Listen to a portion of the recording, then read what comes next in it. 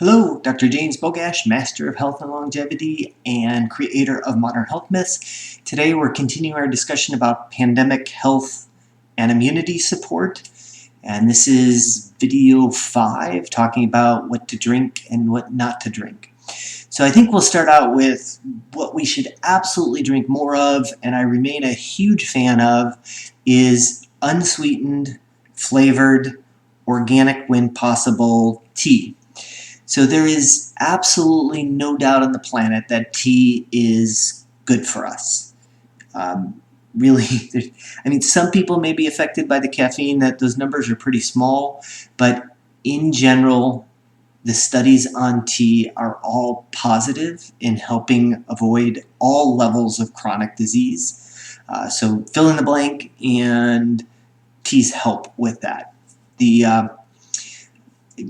There are some teas that are so good that we don't do organic. China Mist has a blackberry jasmine that's just too fantastic. They don't have it in organic, but it's too good to pass up. I've done videos on this before, including a show and tell as far as how we make them. I'll dig that one up and put that in the comment section.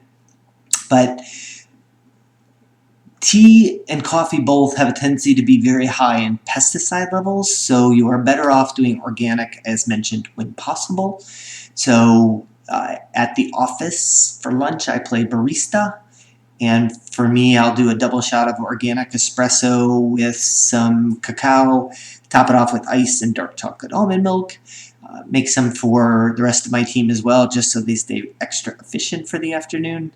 But at home and at the office, we use organic coffee. Sometimes if we're out, if we're doing Starbucks or Coffee Bean or wherever, we're not doing organic. But so coffee and tea, both of those have a high degree of research behind them.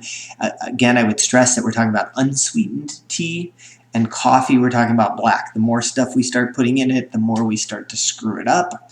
But starting with black and doing as little as you can to damage it is always a good thing. We also want to, other things that can potentially be good are our darker berry juices, but we have to be careful of our crap juices are off the list, and that's what, 10% fruit juice. Don't even think of those as being anything healthy. Don't feed those to your kids. Those should not even be available. If we're talking about juices, we're talking about the 100% darker berry juices. And we want to keep those to a minimum, because while they are very good and packed with good things, they also have calories, so we need kind of a balance with that. The beauty with coffee and tea is they inherently have very little calories and lots of protective things. So the tea has the protective things, but we need to balance some of that out with the caloric from the calories that we're taking in with them. On the flip side of that, things that have no value and all calories, I already mentioned the fruit juices, the fruit cocktails. Soda is on the list. It's not that we don't do soda.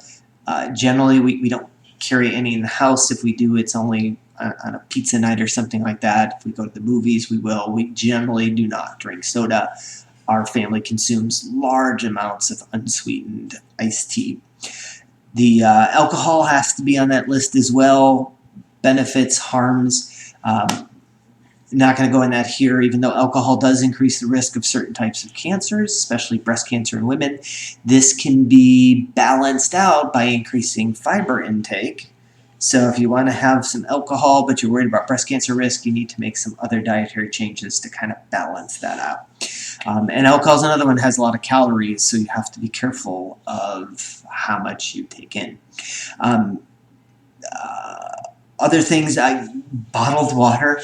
I cannot say this enough, that we should not be drinking bottled water.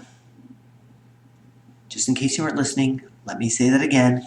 We should not be drinking bottled water. I don't know why this message doesn't get out there. It is still everywhere. I still see people carrying around these massive cases of bottled water. I've seen them on the back of trucks in Arizona baking in the sun. So even if you get them and take them home and throw them in the fridge, it doesn't mean they weren't baking somewhere before you bought them. But the chemicals in them, it's just, unless it's an absolute emergency, we really shouldn't be drinking bottled water, period. I don't know how much more I can stress that.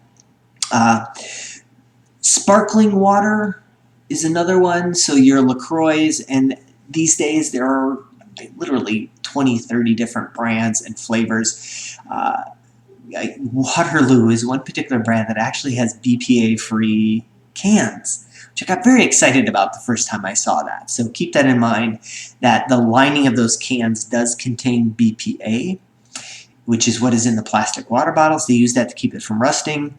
So if you're going to do that, steering towards Waterloo would be your best option because the cans are BPA. But sparkling water is certainly an option that if you want that fizz, you don't want calories, there's no value in it, but at least there's no harm or minimal harm in it as well. And the last thing I will bring up is kombucha. We generally keep a couple bottles in the fridge.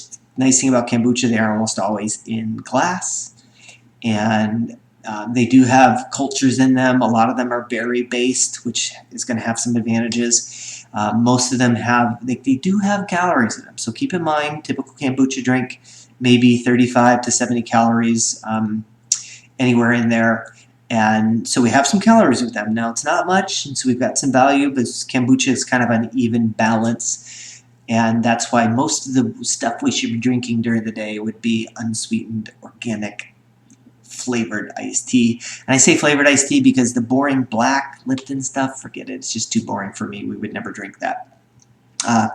So hopefully this kind of sums it up and gives you an idea of what you should be drinking, being conscious of what's passing your lips throughout the day.